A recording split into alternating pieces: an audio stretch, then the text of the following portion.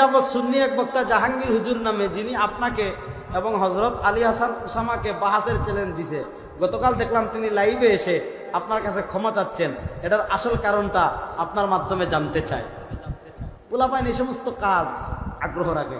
এ জাহাঙ্গীর এগুলো হলো জাহিলে মুরাক্কাব। জাহিলে মুরাক্কাব মানে হেদের জাহিলে মুরাক্কাব মানে কি? হেদের জাহিল এটা নিজেও বুঝে না। আমরা বলেন ওটা পাগল হয়েছে, তোর বাড়ির জানেনি, বলেন না, বলি না, মানে এটাকে বলে মাজনুনে মুরাক্কাব। মানে পাগল হইলে যে নিজের বাড়ি জানে না, ওরা বলে মাজনুনে মুরাক্কাব। আর যে মূর্খ হওয়ার পর নিজে বুঝে না, এর নাম হলো জাহিলে মুরাক্কাব। দেখুন এই জাহিলে মুরাক্কাবরা, আমাদের বড়রা এদের নিয়ে কথা, এই যে জাহাঙ্গীর মাহাঙ্গীর এগুলা নিয়ে একদম আল্লাহর নামে কসম করে বলি, এগুলা নিয়ে কথা বলতে আমার ইগোতে লাগে। আমি তাকে ফোনে বলেছি, তার সাথে আমার সর্বশেষ গত পরশু সে রাতে আমাকে ফোন দিছে।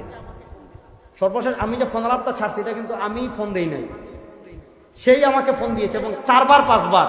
আমি ওয়াজ থেকে নামছি ওই যে নরসিংদীতে, ওয়াজ থেকে নামার পর খালি ফোন দিচ্ছে। আমার তো মেজাজটা গরম হয়ে গেছে, ওই মিয়া ফোন ধরে ধমক দিলাম। বয়ান থেকে নামি আমি গাড়িতে বসতে পারি নাই, খালি ফোন দিচ্ছেন, কে আপনি? কই আমি জাহাঙ্গীর হুজুর। বললাম তাইলে তো আপনার সাথে কথা বলা দরকার। তখন আমার মাওলানা জাহিদকে বললাম রেকর্ডটা করেন, ঠিক আছে? দেখেন সে কত জঘন্য কথা বলছে জানেন? মানুষ এমন কথা কেমনে বলে, এগুলা কেমনে মানে মানুষ হয়েছে? সে বলছে আমি নাকি, আমার নাম ধরে বলছে যে আমি নাকি আমার মায়ের বিয়ের আগের সন্তান, অর্থাৎ আমার জন্ম নাকি আমার মায়ের বিয়ের আগে হয়েছে। অথচ আমার বড় 3 ভাই আছেন, আমার বড় 2 বোন আছেন। আমার আব্বা আম্মার বিয়ে কে পড়াইছেন জানেন? আমার আব্বা আম্মার বিয়ে পড়িয়েছেন দারুল দেওবন্দের প্রায় 50 বছরের অধিক মুহতামিম ছিলেন কাসিম নানতুই রহিমাল্লাহ নাতি আল্লামা কারি তৈয়ব সাহেব রহিমাল্লাহ। আমার বাপের বিয়ের সাক্ষী কে ছিলেন? কিশোরগঞ্জের জামিয়া ইমদাদিয়ার প্রতিষ্ঠাতা হাকিমুল উম্মত আশরাফ আলী থানভী রহিমাল্লাহর খলিফা, আপনারা সবাই জানেন, আল্লামা আতহার আলী রহিমাহুল্লাহ। এত শানদার বিয়ে হয়েছে আমার বাবা মা। আমার বাপের বিয়েতে সাক্ষী কে ছিলেন? আমাদের দরগা মাজারের পাশে দেখবেন একটা বড় ইয়ে আছে, মাদ্রাসা আছে, ওটার প্রতিষ্ঠাতা আল্লামা আকবর আলী রহিমাহুল্লাহ। ওনারা ছিলেন আমার আব্বা আম্মার বিয়ের মাজলিসে। আর আমার বাবাকে সারা দুনিয়ার মানুষ আমার বাবাকে চিনে, আমার নানাকে সারা দুনিয়ার মানুষ আমার নানাকে চিনে, আমিকে সারা দুনিয়ার মানুষ আমাকে চিনে, আমার মামারা কারা সারা দুনিয়ার মানুষ চিনে, আমার ভাইদেরকে সারা দুনিয়ার মানুষ চিনে। আমার বাপ আল্লামা ইউসুফ বিন্দুর রহিমাহুল্লাহ বাংলাদেশের অন্যতম একজন কি ছিলেন, ছিলেন। আমার বাবা কে ছিলেন? আমার বাবার ছাত্র কারা জানেন? বাংলাদেশে বর্তমান যারা বড় আছেন, আল্লামা নুরুল ইসলাম মলিপুরি আমার বাপের ছাত্র, যাত্রাবাড়ি শেখ আল্লামা মাহমুদুল হাসান আমার বাপের ছাত্র, আল্লামা ফরিদুদ্দিন মাসুদ আমার বাপের ছাত্র। এরপরে আপনি ইয়েতে যান, ময়মনসিংহে যান, আল্লামা আব্দুল হক আমার বাবার ছাত্র, আল্লামা আব্দুর রহমান হাফিজজি আমার বাবার ছাত্র। এর আগে যদি যান আপনি আল্লামা আজহার আলী আনোয়ার শাহ আমার বাপের ছাত্র। তারপরে আপনি যদি যান এই যে আল্লামা আতাউর রহমান খান রাহিমাহুল্লাহ আমার বাপের ছাত্র। বরুণার আল্লামা পীর সাহেব যে মরহুম পীর সাহেব আল্লামা খলিলুর রহমান সাহেব আমার বাবার ছাত্র।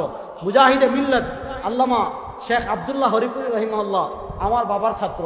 বর্তমান দারুল করাচির যিনি জাইবে মুফতি এবং ফতোয়া উসমানীতে অনেক জায়গায় তার সাইন পাবেন, শেখুল ইসলাম তাকি উসমানী হাফিজাহুল্লাহর সাথে যিনি দারুল করাচির নাইবে মুফতি আল্লামা আব্দুল মান্নান, তিনি আমার বাবার ছাত্র। তো আমার বাবাকে সারা দুনিয়ার মানুষ চিনে, আমার নানাকে সারা দুনিয়ার মানুষ চিনে, আমার মায়ের খানদানের আমার নানাকে সবাই চিনে, আমার বাপেও সবাই চিনে। আমার নানাকে ছিলেন শাইখুল আরবি ওয়াল আজম সৈয়দ হুসাইন আহমদ মাদানী রহিমাহুল্লাহ একান্ত খাদেম ছিলেন।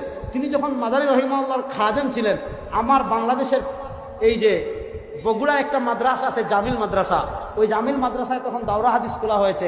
মাদানী রহিমাহুল্লাহর কাছে লোক চাইছে যে আপনি একজন শাইখুল হাদিস বানিয়ে পাঠান। ওই মাদানী রহিমাহুল্লাহ তার নিজের পাগড়ি আমার নানাকে পরাই দিয়েছেন, তার নিজের হাতের লাঠি আমার নানাকে দিয়েছেন, দিয়ে আমার নানাকে বগুড়া জামিল মাদ্রাসা শাইখুল হাদিস বানিয়ে পাঠিয়েছিলেন। সারা জীবন তিনি বুখারী পড়িয়েছেন। এটা আমি এজন্য বললাম যে আমার নানারে সারা দুনিয়ার মানুষ চিনে, আমার বাপরে সারা দুনিয়ার মানুষ চিনে। আর এই নরাধম কি বলে যে আমি নাকি আমার মা বাপের বিয়ের আগের সন্তান। এগুলারে জুতা দিয়ে পিটানো দরকার, বুঝছেন? এগুলারে ধরে এগুলার একদম শাস্তি হলো যে মানুষের এত আমার সারা সবাই চিনে মানুষ জুতা দিয়ে। ওই যে শরীয়তে আসে না দুর্রা মারা 80টা, কেউ যদি কারো উপর মিথ্যা তুহমত দিয়ে 80টা দুর্রা, তো এগুলারে দইরা 80টা জুতা দিয়ে বেড়ানো দরকার। এগুলো এই সমস্ত জাহিলদের চিন্তা করেন কেমনে একদিন 2 দিন না 3 বার বলবে। তো আমি তখন বলেছি যে ওরে একজনের মাধ্যমে, আমি নাম বলছি না, তাদের বেরোলেও একজন আলেম আমাকে মেসেজ দিয়েছে, খুব তরুণ আলেম, কাজ টাজ করেন, তিনি আমাকে মেসেজ দিয়েছেন যে ভাই আপনার এই বক্তব্যের কারণে সে যে আপনার ব্যাপারে কথা বলেছে, আপনি মাযহাবী ভাই হওয়ার কারণে কষ্ট পেয়েছে, তিনি আমাকে মাশওয়ারা দিয়েছেন যে ভাই মামলা করেন। তখন আমি তার মাধ্যমে খবর পাঠিয়েছি যে আমার ব্যাপারে এটা কথা বলেছে, একবার না 2 বার না, বলে যে আমার এত বড় কথা বলেছে, অথচ আমার খানদান সারা দুনিয়ার মানুষ চিনে, আমার মায়ের খানদান সারা দুনিয়ার মানুষ চিনে, আমার বাপের খানদান সারা দুনিয়ার মানুষ চিনে, আমার বাপ মার বিয়ে কারা সাক্ষী এখনো আছে বলে আমি আগে শুনতাম। চিন্তা করেন, তখন ওই ভয় পাইছে। আমাদের কিন্তু ইসলামী আন্দোলনের একটা অঙ্গ সংগঠন আছে, ইসলামী আইনজীবী ফোরাম, বুঝছেন? আমি কিন্তু ওনাদের সাথেও যোগাযোগ করছি যে এই অবস্থা, সবাই কষ্ট পেয়েছে। আমাদের হাসিব ভাই আমার রাত্রে ফোন দিয়েছে, ভাই মামলা করা দরকার, আমি নিজে করব। তো ওই যে ভয় পাইছে, পরে রাত্রে ফোন দিছে, সে নিজে ফোন দিছে আমার।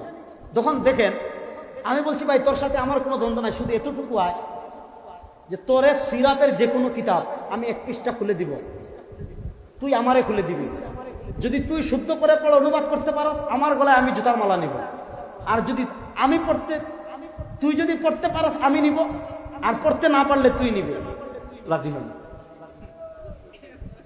এখন চিন্তা করেন, যে 1 পৃষ্ঠা আরবি পড়তে পারে না সে কে বাহাস করবে বলেন তো? তো ওই যে বেশি জাহিল বেশি লাফাই দিছিল, পরশু একদম জুতা দিয়ে মারলেও তো এরপরে পরশু রাত্রে আমার কাছে যে বেইজ্জত হয়েছে, যে অপমান হয়েছে, এরপরেও যদি কথা বলে তাহলে জুতার দেখেন, যারা হয়তো সিনান লাহাল কিয়াম ওয়ালা ইয়ালতামু মা জারাহাল লিসান, এত বেইজ্জত হওয়ার পর জুতা দিয়ে মারলেও মানুষ এত কষ্ট পাওয়ার কথা না, পায়খানায় চুবাইলেও মানুষ এত লজ্জা পাওয়ার কথা না, মুখে দিয়ে গু ভরে দিলেও এত লজ্জা পাওয়ার কথা না। জাহাঙ্গীরকে পরশু আমি যে অপমান করেছি, পরশু আমি যে লজ্জা দিয়েছি, পরশু আমি তাকে যেভাবে তার জাহালত খুলেছি, মানুষকে পায়খানা খাওয়াইলেও এত লজ্জা পাওয়ার কথা না, মানুষকে জুতা দিয়ে বাইরেলেও এতটুকু লজ্জা পাওয়ার কথা না। এরপরেও যদি লজ্জা না পায়, এরপরেও যদি আবার বাহাসের কথা বলে, বুঝবেন এগুলা পায়খানার থেকে আর খারাপ হয়ে গেছে। এত অপমান হওয়ার পর, এত বেইজ্জত হওয়ার পর যদি আবার বাহাসের কথা বলে, বুঝবেন এর সাথে কথা বলার কোনো দরকার নাই। এক কাজ করবেন, চাঁদপুর থেকে টাকা জমা করবেন, টাকা জমা করে তার বাড়িতে পাঠাবেন এবং বলবেন ভাই আমরা টাকা পাঠাইছি, গো টু পাবনা, সুদা পাবনায় গিয়ে কিছুদিন চিকিৎসা করে আসে। আল্লাহ এসে চিন্তা করেন কি পরিমাণ আমার এত কষ্ট লাগছে যে আমাকে তুই 100টা গালি দে, কোনো সমস্যা নেই, আমি তো ভাই সারাদিনই গালি শুনি, বুঝছেন? এই যে কাজ যখন থেকে মাসলাকের খিদমত শুরু করেছি, ঠিক আছে, কেউ যখন মাযহাবের পক্ষে বলি লা মাযহাবিরা গালি দেয়, যখন সুন্নাহর পক্ষে বলি বেদাতিরা গালি দেয়, আবার আমাদের অনেকে আছি যখন ইসলামী আন্দোলনের পক্ষে কথা বলি, চরমনাইয়ের পক্ষে আমার বক্তব্য আছে, অনেকে গালি দেয়। তো আমি তো গালি খাইতে খাইতে অভ্যাস, গালি জবাই আমাকে গালি দিবেন কোনো সমস্যা নাই, গালি দিবেন, যত পাপ টাপ করি আল্লাহ মাফ করে দেবেন, আমাদের আমল টামল নাই, এই উসিলায় আল্লাহ হয়তো মাফ করবেন। কিন্তু কথা হইল এটা কোন সভ্যতা বলেন আমারে, যে আপনি মানুষের জন্ম নিয়ে 1 বার না 2 বার না 3 বার না বললো জন্মের সমস্যা আছে, তারপরে বলে যে আমার চিন্তা করেন কত ভয়ঙ্কর কথা, চিন্তা করেন কত ভয়ঙ্কর কথা। যাক, দুনিয়াতে মামলা করলাম না, তারা তো বেইজ্জত করে দিয়েছি, বাকি কিয়ামতের দিন এটার বিচার হবে ইনশাআল্লাহ। কিয়ামতের দিন আল্লাহর আদালতে বিচার হবে ইনশাআল্লাহ। কিয়ামতের দিন আমি আল্লাহর আদালতে দাঁড়াবো ইনশাআল্লাহ। যে আমাকে এই কথা বলেছে, আমি কিয়ামতের দিন দাঁড়াবো ইনশাআল্লাহ।